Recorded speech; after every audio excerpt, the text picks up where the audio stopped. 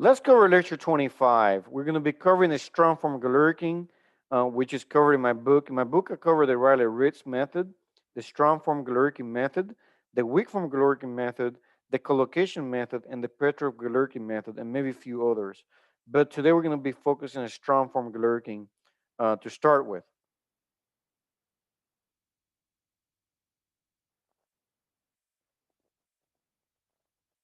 So where are we in this page here? So we've already covered the Riley-Ritz method, which is the foundation to find elements. And now we're here. We're going to start using the strong form, which we're going to go on the right-hand side now of this equation. But we're going to bypass weak form. We're going to be doing strong form Galerkin. That's the method we'll be discussing. It's called a weighted residual method, and I'll be covering that a little bit. Again, what is the motivation for what we're trying to achieve here?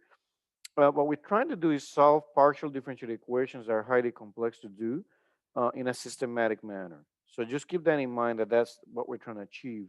And you can see here the solution looks quite complex, but what I want to do is to be able and enable, I want to enable a way of coming up with a systematic method to solving these kinds of equations. So we're not going to do that. We're going to instead approximate the solution in such a way that get a linear system of equations. It can be nonlinear too, and then use the Newton. You can use the Newton-Raphson method to solve the equations. And the idea is to then solve for the unknowns and plot it in a nice way. Very cool. So today we'll be covering the strong form Galerkin. And this method is convenient when the partial differential equation is fully known. And again, if you're taking a course in finite elements, you might find this a little bit redundant, but again, very important that we cover it. Very important that you pay attention to what I'm trying to achieve here. So in the strong form approximation method, what I'm looking at here is, I apologize, in the strong form Galerkin method,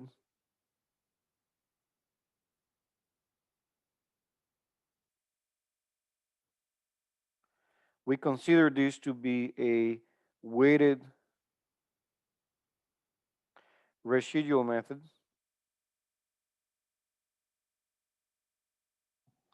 And the idea here is to let's first consider consider the idea of Wx is exact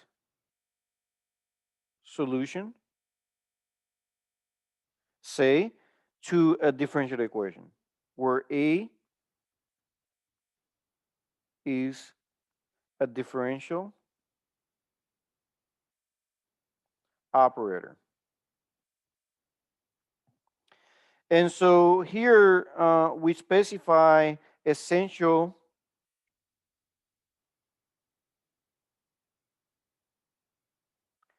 and natural boundary conditions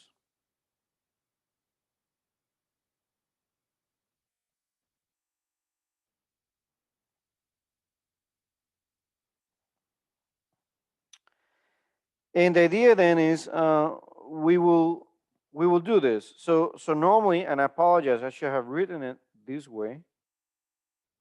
What I'm going to do is I'm going to write the equation a little bit different. I'm going to say that we're going to say that AW minus F equals 0. That's what we're going to say.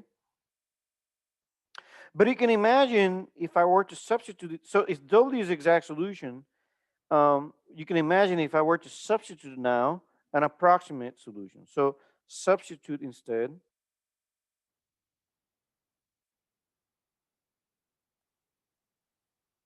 W tilde of X, which is an approximate solution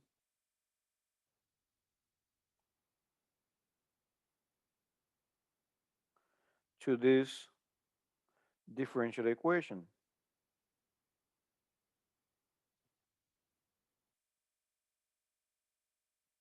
If I do that, I get AW tilde minus F equals 0. And so clearly that's not equal to 0. I apologize. It's not equal to 0. is going to be something other than zero, right?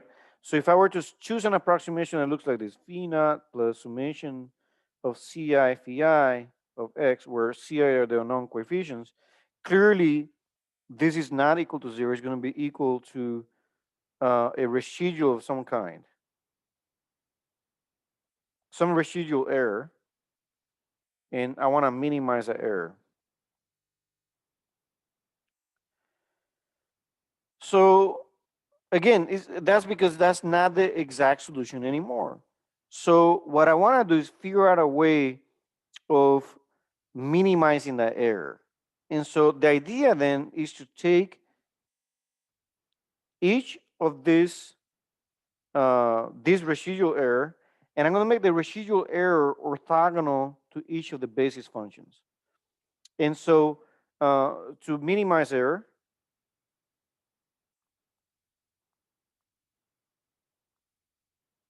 we set the inner product of the residual r, this error r, let me call it r, we'll set the inner product of r orthogonal to each of these basis functions phi and set that equal to zero. And that will help us minimize the error. You'll see here then that if I do this, then I have the integral of r with respect to phi1 x equal dx equals zero over the domain. I have the integral of r respect times phi2 x dx equal to zero over the domain, and so forth. And I will have n, if I have n terms from I equals 1 to n, then I'll have n equations and n unknowns. Now I can solve for C1, C2, and Cn. So graphically, say that this is some sort of functional that describes the problem. And this is a space of functions,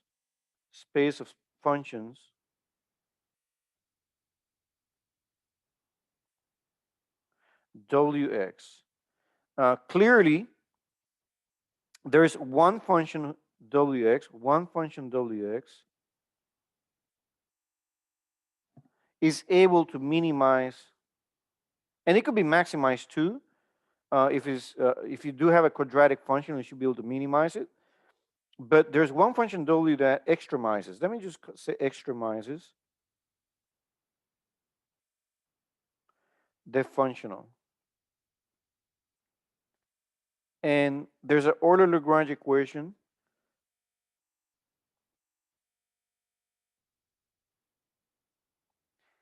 associated with that functional.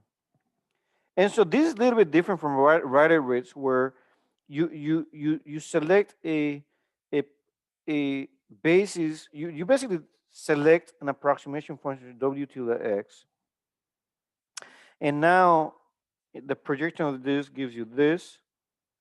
So that's that point here. So you can find the values of C1, C2 up to Cn that gives you where you are in this line. Again, this is a very abstract way of looking at it. This is your functional here. And the idea then is to, that's this exact solution. So this is your error R. You're making the error R or orthogonal to W tilde, to the space of basis functions. That's really the abstract idea here, which is a little bit different from the Rider-Ritz, the way I explained it. So let me revisit back what we're talking about. You construct the error R, and then you take R and you make it orthogonal to each of these basis functions, phi1, phi2, blah, blah, blah, blah. There's n of them. So you get n equations, n unknowns, and that's all you have to do, solve the system of equations. The requirements for this basis function is similar to Ritz. The requirements for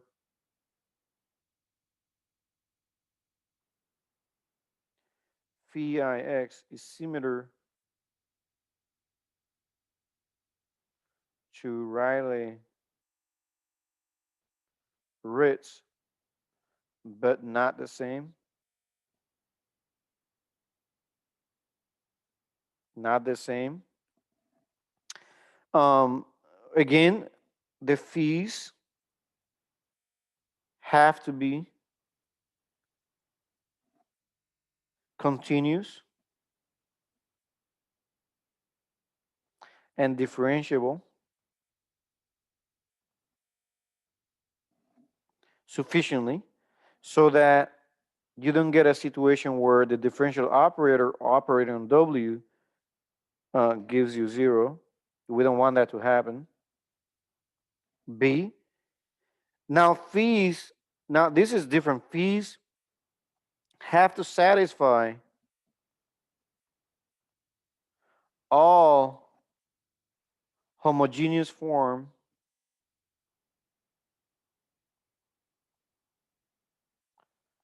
of all boundary conditions. All. And that means essential and natural. You also have to have a complete set of fees. You also have to have a situation where phi naught satisfies the inhomogeneous form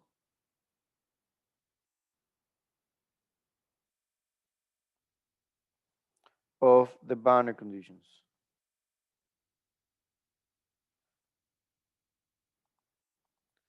And finally, the fees need to be linearly independent. I want to remind you really quickly what the fees are. So Wx is your approximation. Phi naught x is specially selected to satisfy the homogeneous form of the boundary conditions. And the fees I've been talking about are the basis functions uh, that accompany the unknown coefficients. So these are fully known, and you could have n of them. Okay. So the difference between the Derive-Rich method and the strong form Galerkin method is that the boundary conditions are going to only satisfy essential and natural boundary conditions. Okay. The rather rich and the strong form Galerkin will give you the same answer in very specific cases. If the only boundary conditions to the problem are essential, then rather rich and the strong form Galerkin should be able to give you the same answer. If the problem has mixed boundary condition, then there could be the potential that you don't get the same approximation. Okay, so with that said, um, I apologize. Okay, can you hear me? Yeah. Yeah. Okay. So we look at the strong form PDE, partial differential equation or differential equation in this case, because these are differential equation. You have the elastic bar problem, the order Bernoulli beam problem. And I call this a strong form of the problem because these equations are mathematically valid at every point in the domain. That's why it's called strong form, because this PDE is valid at every point in the domain, including the boundary conditions 100%. So if I create something called a residual function like that, so I bring q to the other side of the equation, on that second equation, then I can calculate a residual function. And if W of x happens to be the exact solution to this boundary value problem or this differential equation, then obviously R of x is zero for all values of x in that domain, including the boundaries 0 and L. But if Wx is not the solution to the boundary value problem, obviously then R is not zero. So that's quite obvious. And so what I'm going to do, I'm going to take R and multiply that residual here, this residual function. I'm going to take that and make it orthogonal to a weighted function here. This weighted function is selected in a smart way. And I'm going to select v of x in a way such that these are going to be your basis functions. The displacement field W has to satisfy and has to vanish both at essential and natural boundary conditions. Has to satisfy them exactly. And now what I've done by doing this integral here, right? Because this is a strong form, but by integrating over the domain, I've considered something called the weighted residual. Of course, R now by integrating over the domain is not a single value. Now it is integrated over a domain now. So that's why it's called the weighted residual. So then I'll take an approximation function of this kind, w equals w tilde x equals phi naught plus ci phi I. I'll write this in vector notation because it makes it easier to do the calculations. Phi naught is this one, and I'll put this in a vector notation, phi bold, c bold. C bold is the things that I do not know. Phi bold is a vector of knowns. I know these functions very well. There could be x, x squared, whatever it is, they're known. And this phi naught is selected to satisfy the inhomogeneous form of the boundary conditions, while the phi i's are selected to satisfy the homogeneous form of the boundary conditions. And in the strong form Galerkin, it needs to satisfy, Wx has to satisfy both the essential and natural boundary conditions of the problem. And the idea that I have now is to minimize the weighted residual.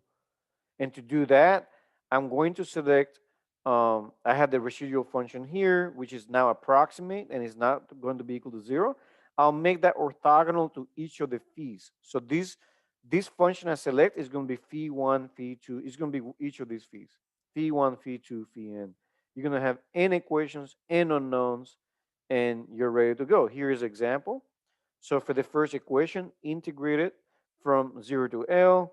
This is my W tilde I selected. Plug it in here. Looks very messy, but it's not. Let Mathematica do the magic. Or MATLAB symbolic manipulation times phi 1. That's equation number 1. Up to equation number n, where the only thing you're changing is this phi. Is this the choice of v, basically. And so that gives you n equations and unknowns because the only unknowns become C1 through Cn.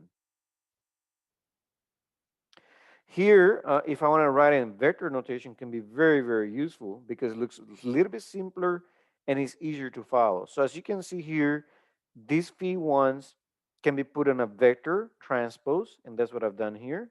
V phi transpose, bold. And then this stuff in the inside, I can write it also in vector notation. So that's C bold times phi bold. And you can see I did it here. Phi bold times C bold. And when you operate on this, you get phi transpose bold times phi naught. You can see that there. Phi bold times EI phi bold C bold. And C bold can be factored out because C bold is a non-coefficient, it's a scalar quantity. And then you have minus phi bold transpose times q. Now we can isolate anything that has C, and that's the only thing that isolates. So that goes to the left-hand side. The rest goes to the right-hand side. And you can see how beautiful this looks. Phi bold is a n by 1, right? Phi bold is a n by 1. Phi bold alone is 1 by n. So this gives you an n by n matrix, while C bold is clearly an n by 1. And then this right-hand side is n by 1. So clearly a matrix that can be inverted to get the C bold. This is a very quick way of doing it rather than this way, which looks mathematically a little bit harder to follow. The matrix notation makes things a little bit simpler. Again, this vector, this right hand side, you can see here phi 1, phi 2, blah, blah, blah. That's basically phi bold transpose. You can write everything into matrix notation very quickly. I want to clarify something that came up, but C is a column vector, phi is a row vector. Okay? So I want to make sure that's clear. If you write everything out, so it's kind of it comes out more clearly. C bold is a column vector, C1, C2, blah, blah, blah to Cn. And then here you can see that phi bold transpose is phi1, it's a column vector there. You can see that here. And then you can see that because phi is a row vector, but phi transpose is a column vector. And then you can see this EI phi bold double prime. That's basically these terms right here. And so n by 1 times 1 by n gives you n by n, clearly. On the right-hand side, you have the same situation. Column vector there, phi1, phi2 up to phi n, and then ei phi naught, double prime, dx. And then again, you have, and there's a sign error here. Um, it's probably, the error probably started um, somewhere here. So yeah, so this times that is minus on the other side. This is plus. So the error, there's no error there. I think there might be an error here. No, there's no error anywhere. This is perfect. Anyhow, you get a column vector at the end when you do these calculations, and you get a matrix here which you can invert to get C1, C2, and Cn. And once you get that, you basically get W tilde, because if you know C1, C2 up to Cn, you know W tilde. Very nice, very cool. Here's an example of a problem that you could have. If you choose a cubic equation here, unfortunately, this goes to zero, and so all coefficients vanish, and you cannot even solve for c's. So that's clearly not going to work. It needs to be sufficiently smooth for this to be able to work. So here's what I discussed already. Basis functions have to satisfy the conditions we talked about. I'm going to skip this slide. Pause the video at home if you do have a question and it's not clear about what we talked about, but I want to move forward because I think the concepts at this point should be clear. Again, the phi naught function has to satisfy all non-zero boundary conditions.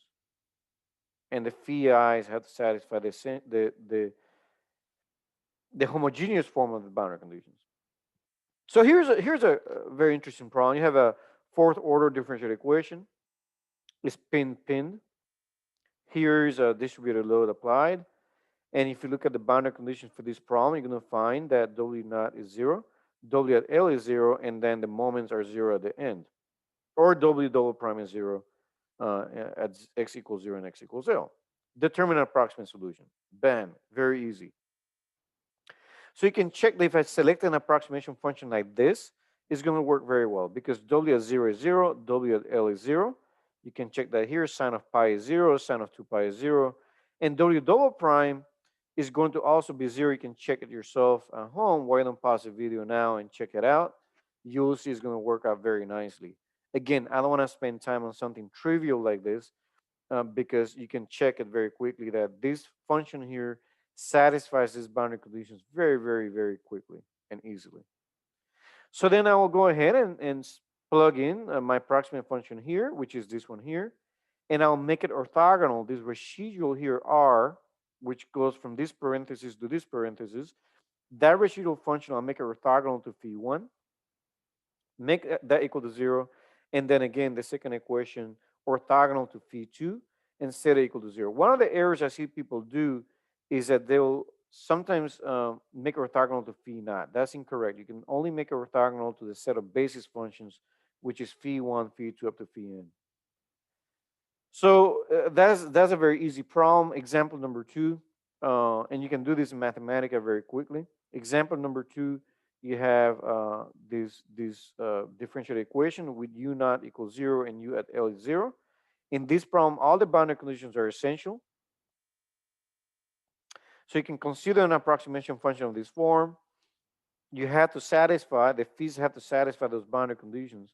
So you will very quickly find when you enforce it that u at 0 is a naught equals 0. U tilde at L, because it's fixed on the right-hand side, is fixed right here. You'll find that u at L is a1 plus a2 is 0, but you can just find that a1 is the minus of a2. And so as a consequence, u tilde of x is this function here.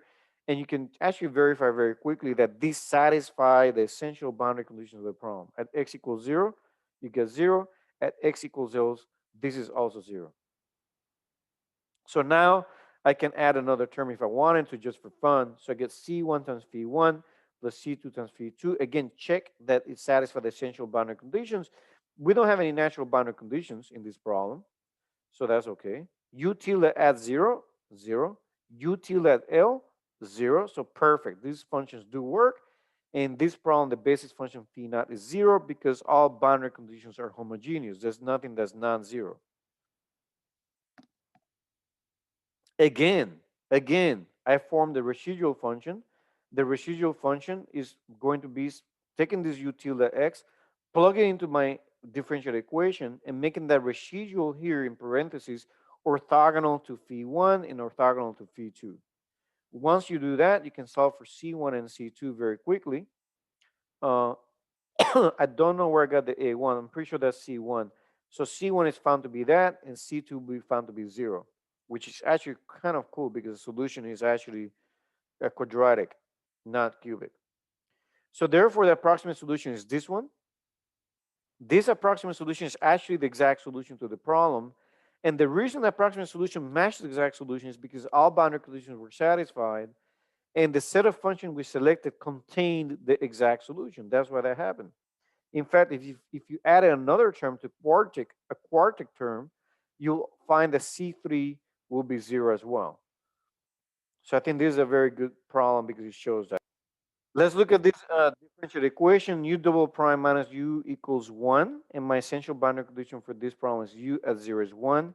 U prime at 1 is 0. It doesn't matter. My approximation to the problem has to satisfy for strong from Galerkin, has to satisfy the homogeneous form of the boundary conditions.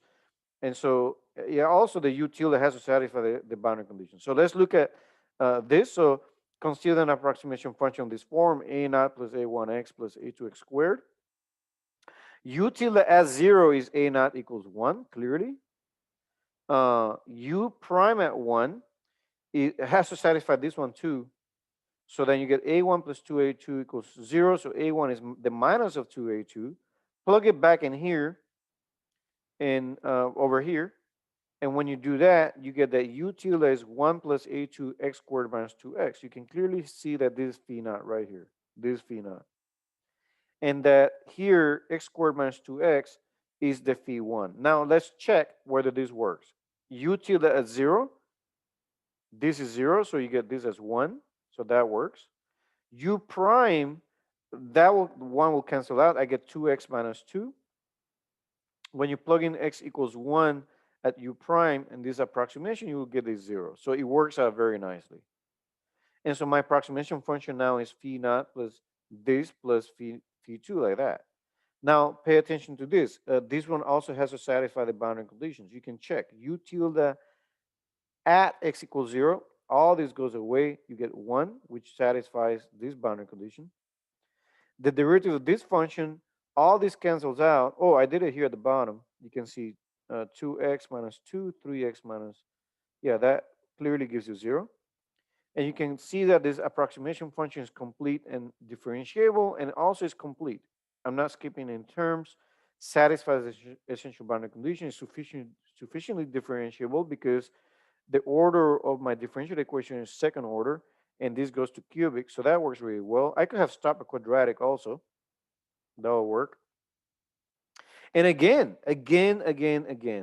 take the residual function, make it orthogonal to phi1 and phi2, and now you get a set of linear system equations, solve for C1 and C2, and you're done. And when you do that, this is straight from my book. You can see the Garlekin, actually it's not from my book, but maybe from my book. The Galerkin strong form matches the exact solution very nicely. So this problem you're going to encounter very soon when you look at a particular problem I gave you, which is a beam, and that beam has an asymmetric cross section. That means it's an Euler-Bernoulli beam, but the cross section has a moment of inertia that has a value of ixy, and not just that, ixx and iyy is going to be non-zero. So when you apply a load to that beam, it's going to bend out of plane and also in plane. You'll be working on that problem very soon, and you'll encounter potentially a beam in bending problem that's going to have a system of equations. There's two of them. And now the unknowns is M and W. Here, A, B, and C, and A, B, C, and D are known values, and P and Q are known values. A, as you're going to see very soon when you work through the problem, is A is going to be your EI, XX, I believe, and C is going to be EIYY, while B and D may be other coefficients that you're going to encounter. P and Q are going to be the loading conditions for that problem. But again, it doesn't have to be solving that particular problem. It can solve any other problem, mathematical maybe. Maybe you're interested in a math problem, and so you want to solve this problem. So you're going to have a set of three boundary conditions defined at x equals 0 and three boundary conditions defined at x equals L, both essential and natural. The approximate function to be selected needs to satisfy all six boundary conditions, natural and essential. And so you have to form the residual by integrating you're going to have to form the residual function. You're going to have two of them, R1 and R2, and let me walk you through the process because it becomes more complex. So the first step is to integrate the first one over the domain. So I took every term and put it on the left side and integrate over the domain. But I took the residual for the first one and multiplied by V1, so the function V1. And I took the second equation and multiplied by V2. So I form a single residual, weighted residual from the two equations. And I consider two different variables, V1 and V2, because the first equation is different from the second one. You cannot mix it. The strategy is to substitute admissible approximation function into this weighted residual statement and then determine the unknown coefficients. That's our strategy.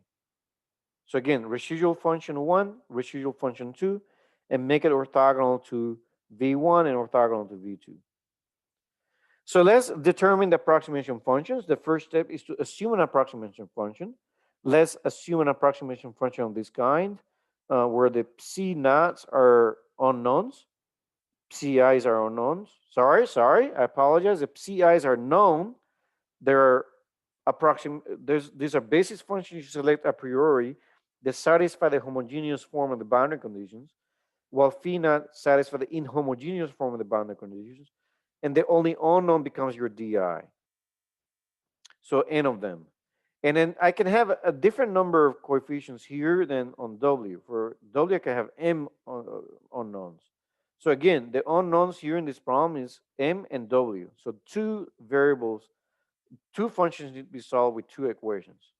So actually very complex problem. If you go in mathematics and trying to do it, it may not be straightforward.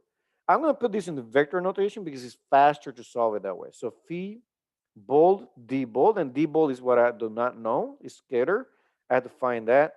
W tilde is this one plus phi bold, c bold, and the c bold is the thing I do not know. So I do not know d bold and c bold. Everything else on W tilde and M tilde I know in advance. The basis functions here, phi bold is a row equation, while d bold is a vector, a column vector. So psi bold is phi1, it's going to contain these basis functions, and phi bold is going to contain these basis functions. These functions need to be complete, sufficiently differentiable, satisfy homogeneous boundary conditions of all the boundary conditions, and the pair.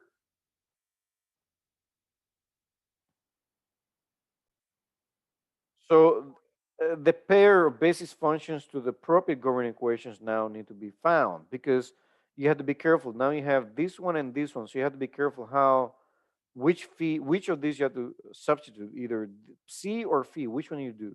I'll show you that in a second. So you can see the higher order derivative here is m for m. So you're gonna make this part orthogonal to C. Well, on the second here, the one here, you can see that what's the higher order derivative is W. So this is going to go along with the phis. So you're going to pair the weight functions corresponding to the variable of interest with the highest derivative. So now what we're going to do, we're going to substitute the approximation functions and choose the weight functions as the basis functions. And then we'll get n plus m equations, n plus n unknowns. So let me show you how that's done. So For this first one here, so that term is this one here, right? This term right here, the first residual function and the second residual function. Let's look at the first residual function. For the first residual function, all I did is substitute m tilde and w tilde. That's what I did. And what I did then, I selected this V1 to be C bold transpose. And then I substituted W tilde and M tilde here, and I selected V2 to be this phi bold function. But what I'm going to do, I'm going to put that into this form here, right? So I just took this equation here and put it into this form. And you can see that I can do that very quickly. D bold, C bold is the unknowns. And this becomes a square matrix, n plus m, because I have n unknowns here, m unknowns here. So I have a number of n plus m unknowns. So I can put in a square matrix like that very nicely. You can see some interesting cross terms that show up. You may encounter this kind of problem when you also work on Timoshenko beam theory, because over there you also have two unknowns. Two variables are unknowns, the deflection and the slope. So, and then the right hand side becomes this, and all you have to do is invert this matrix. You evaluate this and invert it, and then you can then solve for D and C bold. Okay, so let's look at example 5. So consider this partial differential equation which shows up in flow problems, shows up in torsional problems, and also shows up in membrane problems, and also shows up in many other problems. But those are the three that come to my mind. And these are two-dimensional problem now, which is fine. Let's say that the boundaries, all the edges of this square, because it's a square domain, the deflection is known and is zero. So if you look at, we're going to use the strong from Galerkin. The exact solution is that at the center of the square, because the domain goes minus a to a, minus a to a, so the center of the square is 0, 0. The exact solution is 0.2942. F naught a squared, where F naught is known, a is known, but I'm just making them general. And actually, the exact solution, by the way, is not simple, but it can be found. A one-term approximate solution looks like this. You can check very quickly that this satisfies all the boundary conditions, all the edge boundary conditions. If you plug in x equals a, this is 0. If you plug in minus a, you get 0. If you make y equals a, that's 0. If you make it y minus a, is 0. So a two-term approximation can look like this, and if you plug this in, again, you will find that that works out. It satisfies all the essential boundary conditions. So a one-term approximation, when you plug it in, and you take the residual function, so basically you take this u tilde and you plug it into this formula, and you construct the residual function, you'll find, and the residual function is given here. So if you take this u tilde and plug it in here, and make residual orthogonal to this phi1, and you solve for C1, you'll find that U tilde in the center is going to be 0.3125, which is 6% off from the exact solution. If I add yet another term now, then I will have phi1 and phi2 here, and you'll be only 0.5% off from the exact solution. So very beautiful, is an amazing approach. Um, I've also done this in Mathematica very quickly, so you can see, I don't want anybody here to be doing it by hand. It's not worth your time, and you're going to cause error. So here you take phi1, phi2, and all I did is construct the residual here, and then just basically go through the process to find C1. And then for the two-term approximation, again, just quickly found C1 and C2. Very simple approach, strong from Galerkin, beautiful. The challenges, however, with the strong from Galerkin, it requires that the approximate solution be sufficiently differentiable, but the order of differentiation can be significant. Strong from Galerkin also, you can see here, I mean, look at this. I cannot even select, I have to select up to quadratic to make this work. Linear does not work, it goes away. So it puts a lot of onus on that approximation function to be sufficiently differentiable. and the order differentiation can be significant. Strong from Galerkin also requires that the basis function satisfy all the boundary conditions. That's a lot of pain. In Rayleigh-Ritz, my approximation function only needed to satisfy the essential boundary conditions.